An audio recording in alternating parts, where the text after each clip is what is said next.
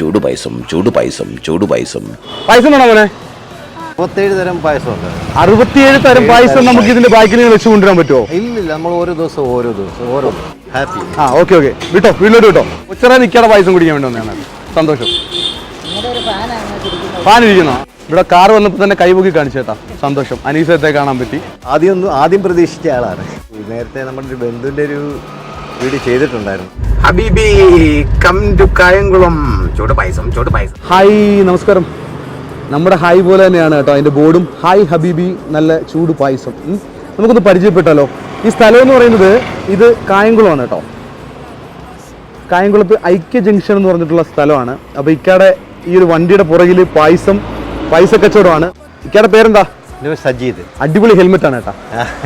ഇത് ഇവിടെ പ്രത്യേകം പഠിപ്പിച്ചാണോ? അല്ലല്ല, ഞാൻ മേടിച്ചതാ.